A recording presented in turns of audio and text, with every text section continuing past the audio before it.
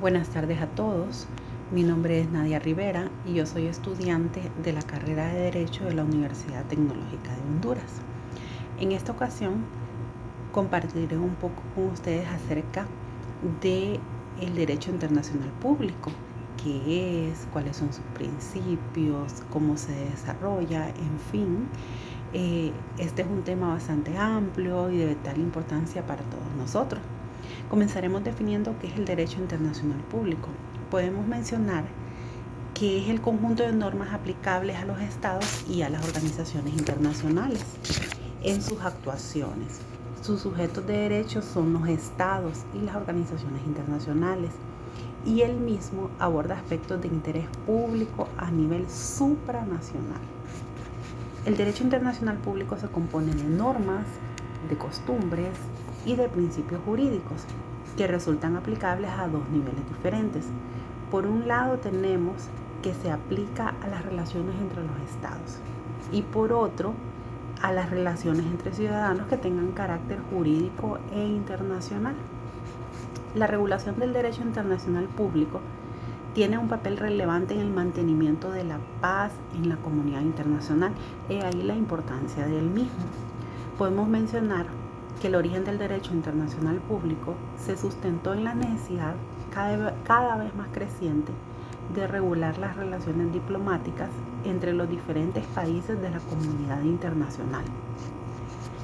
Es un derecho de origen consuetudinario, ya que antes que los primeros tratados regularan las relaciones entre los estados, ya existían pactos y reglas preestablecidas, generalmente aceptadas entre las partes, basados en planteamientos morales, filosóficos o religiosos.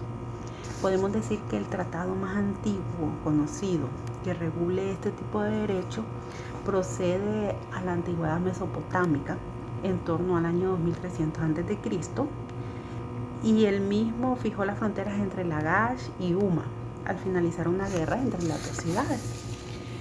No obstante, si nos queremos referir al inicio formal de esta disciplina como derecho, podemos decir que este se considera entre los siglos XVI y XVII, ya que comienzan a aparecer estados soberanos con voluntad para establecer relaciones diplomáticas con otros en términos de igualdad jurídica.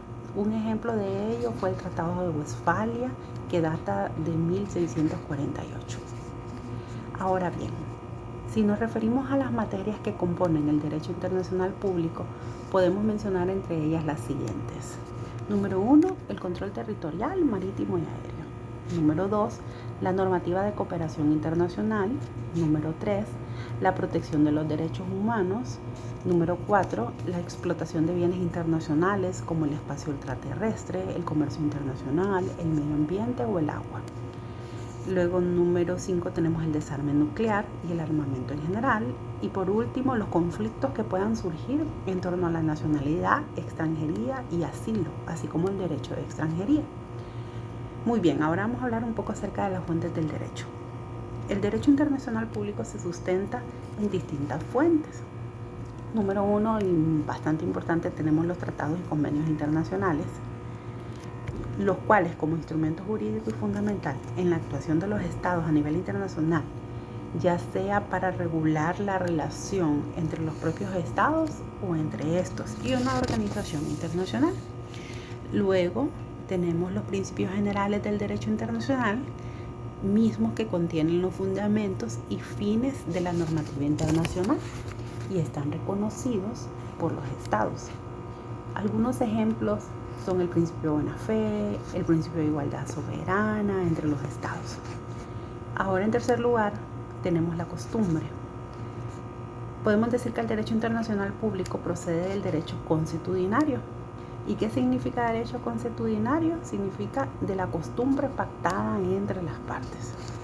Y por último, pero no menos importante, tenemos las decisiones y la doctrina judicial. Para determinar cómo se aplica una norma a un supuesto de hecho específico, las herramientas jurídicas de las decisiones judiciales y la doctrina son fundamentales. Una vez analizadas sus fuentes, conviene saber que el derecho internacional público se lleva a cabo por los tribunales y cortes internacionales. Algunos de los organismos más relevantes involucrados en esto son la Corte Penal Internacional, el Tribunal Europeo de Derechos Humanos, la Organización de las Naciones Unidas. Ahora bien, en lo que respecta a los principios que rigen el derecho internacional público, podemos mencionar los principios jurídicos, mismos que concretan los valores propios de un ordenamiento jurídico, por lo que forman parte de su estructura normativa. El derecho internacional público tiene como principios básicos los siguientes. Número 1, el principio de humanidad, que consiste en el respeto a los derechos humanos. El principio de responsabilidad del Estado soberano, que implica que aquel que incumpla sus obligaciones internacionales está sujeto obviamente a una responsabilidad. Luego tenemos el principio de no intervención, el cual preserva la soberanía, ya que un Estado no puede interferir en los asuntos de otro Estado.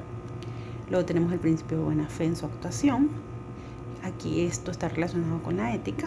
Luego tenemos la obligación de cooperar con otros estados a través de los acuerdos y de la negociación. También tenemos el principio de igualdad soberana, que significa que ningún estado es superior a otro en derecho internacional. También tenemos la prohibición del uso de la fuerza, así como la prohibición de amenazas y la obligación de los estados de arreglar pacíficamente sus controversias o conflictos. Y por último tenemos la autodeterminación de los pueblos sin la injerencia de otros estados para promover con libertad su desarrollo económico, político, social y cultural. Podemos decir que el derecho internacional público es un tema de mucha importancia, muy amplio y que debe ser promovido por todos los estados, como dijimos al inicio, para mantener la paz. Bueno, esta sería mi participación. Muy contenta de haber estado con ustedes. Buenas tardes.